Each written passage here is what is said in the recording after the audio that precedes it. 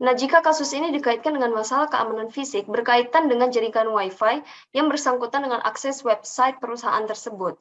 Nah, pada kasus tersebut dikatakan bahwa beberapa cabang tidak memiliki internet yang berkecepatan tinggi sehingga mengalami kendala pada perangkat keras Wi-Fi yang tidak mampu menangkap jaringan yang kuat. Nah, mungkin bisa keamanan fisiknya ini mungkin bisa terjadi akibat lingkungan yang ada di pedalaman atau jauh dari kota besar, sehingga Wi-Fi ini tidak bisa menangkap jaringan yang kuat, ataupun juga gangguan cuaca, itu bisa gangguan dari luar. Namun sebenarnya masalah ini bisa saja diatasi dengan meningkatkan perangkat bandwidth atau hardware pada Wi-Fi untuk memperkuat tangkapan akses jaringannya dan mempertajam koneksi. Juga ada solusi lain mungkin karena hardware router itu bisa bermasalah, jadi harus tetap dilakukan update secara berkala. Juga menggunakan firewall, karena ancaman pada jaringan bisa masuk, sehingga dengan adanya firewall, kita dapat memblokir ancaman agar website dapat terus diakses pada berbagai waktu. Pada nomor 2 ini tentang titik kritis dalam kasus di atas, yang dalam teknologi maupun teknologi. Nah, dalam teknologi atau secara teknis itu, titik krisisnya ini menyebabkan harapan pelanggan pada layanan jauh menurun dikarenakan website terkadang susah untuk diakses pada waktu dibutuhkan. Karena mungkin berkaitan dengan kasus di atas, ada beberapa cabang yang jaringannya tidak kuat.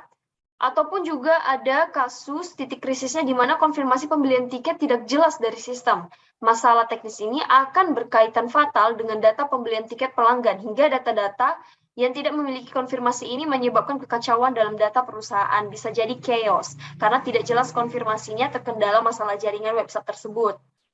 Nah, kemudian dari sisi non-teknis atau non-teknologinya ini, yang menghambat perjalanan PT PDSA ini adalah pelaporan yang tidak cepat ke kantor pusat untuk keputusan, sehingga yang keputusan dari manajer ini selalu tertunda, diakibatkan karena tidak ada sistem yang dirancang pada bagian pelaporan ke kantor pusat ini, masih secara manual.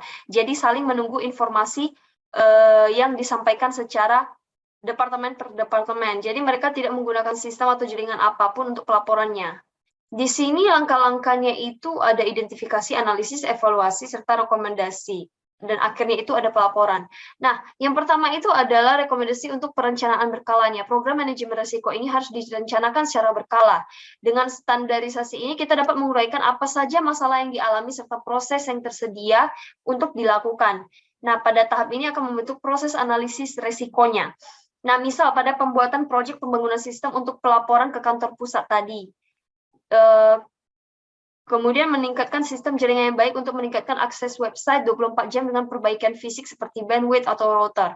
Nah, itu mulai dianalisis apa saja kendala-kendala yang terjadi. Nah, kemudian ketika kita sudah menganalisis dan sudah merancang proses yang akan dibuat, lanjut ke penerapan. Nah, penerapan ini kita wajib misal pada jaringan yang dijelaskan di nomor 1 tadi, ketika sudah dianalisis masalahnya, kita harus menerapkan langkah apa saja, seperti update router, pemasangan firewall pada jaringan, dan sebagainya. Kemudian, untuk non-teknisnya tadi, membentuk tim proyek untuk merangkai sistem pada bagian pelaporan data ke kantor pusat, agar data-data tidak tertunda dan tidak mengecewakan pelanggan. Kemudian ada tahap rekomendasi untuk pengawasan dan evaluasi. Nah, pada penerapan ini harus dilakukan review, apakah penerapan tersebut sesuai dengan kondisi di lingkungan sekitar, dan melakukan pelaporan atau rangkuman terhadap kerangka kerja yang sudah diterapkan. Jadi kalau misalnya tidak sesuai, kita tetap melakukan lagi perencanaan berkala kapan lagi akan dianalisis untuk perusahaannya ini. Dalam materi yang sudah dipelajari, penetrasi pada website ini bertujuan untuk menemukan celah keamanan pada sistem website, sehingga kita dapat memperbaikinya dulu nih sebelum ada yang menemukannya lebih dulu.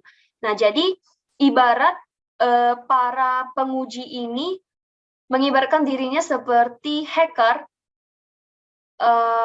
seperti penyusup dalam jaringan dalam kode etis, jadi secara resmi karena dalam tahap penetrasi. Nah, di sini ada tahapannya. Pada penetrasi awalnya harus dilakukan scooping, di mana kita harus menemukan website ini dipakai di ruang lingkup mana aja. Kita harus meneliti keadaan masyarakat sekitar, siapa-siapa aja yang cenderung menggunakan website ini. Kemudian kita mulai melakukan proses pengintaian, dan kita berseolah-olah sebagai masyarakat di sana yang menggunakan website. Nah, kita melakukan pengintaian dalam website hingga ada penemuan atau celah yang kita temukan. Dan Pada tahap selanjutnya, kita akan melakukan network penetration testing berkaitan dengan website dan jaringan internetnya. Nah, dilakukan ini dalam kerangka waktu yang terbatas, ada kotak waktunya, dan cenderung lebih dangkal. Dan penguji hanya melakukan tes yang terfokus. Jadi penguji seolah-olah bertindak seperti serangan cyber dalam lingkup etis atau resmi tadi, kemudian mengadakan eksploitasi. Nah, pada akhirnya akan ada pelaporan yang disimulasikan dalam tahap penetrasi untuk menjadi evaluasi keamanan sistem tersebut. Sampai karena kita penguji sudah seolah-olah seperti menjadi serangan cyber, jadi kita tahu nih membuat laporan sampai mana tahap kerentanan website tersebut dapat dibobol, guna untuk kita tahu nih sampai mana kerentanannya sehingga kita dapat meningkatkan keamanan jaringan pada website tersebut. Nah, informasi ini adalah kumpulan pesan yang terdiri dari makna yang dapat ditafsirkan, dapat direkam atau ditransmisikan, sedangkan keamanan adalah keadaan bebas dari bahaya berhubungan dengan segala bentuk kejahatan yang disengaja ataupun tidak disengaja, dan juga merupakan suatu usaha untuk melindungi sesuatu. Nah, dapat diartikan secara keseluruhan bahwa keamanan sistem adalah perlindungan terhadap segala jenis sumber daya informasi dari penyalahgunaan pihak yang tak berwenang untuk mengelola atau mengaksesnya. Tujuannya untuk mencegah kebocoran data dan tidak terjadi penyalahgunaan informasi oleh pihak yang tidak berkepentingan tadi.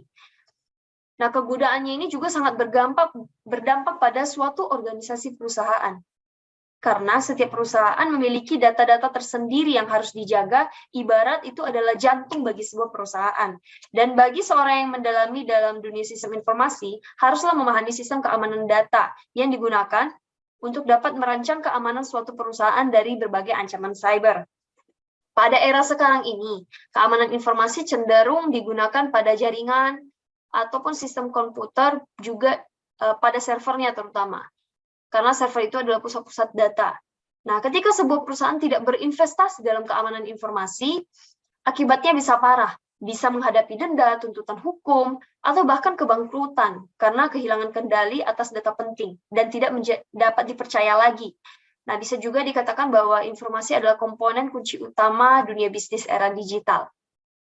Ada banyak bentuk kejahatannya, seperti malware, pencurian identitas, pencurian perangkat, dan informasi, ataupun sabotase, pemerasan informasi, juga serangan sosial media.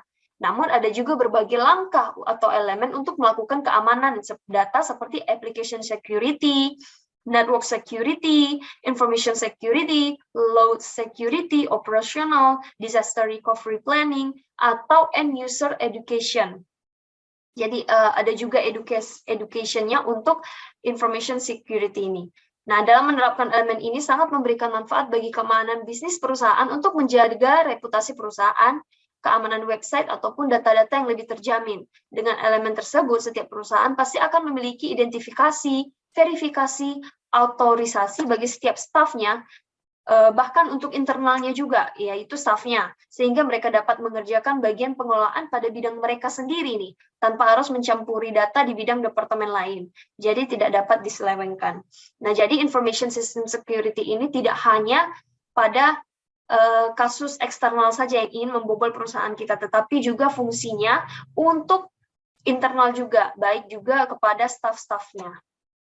Mungkin sekian penjelasan dari saya, terima kasih.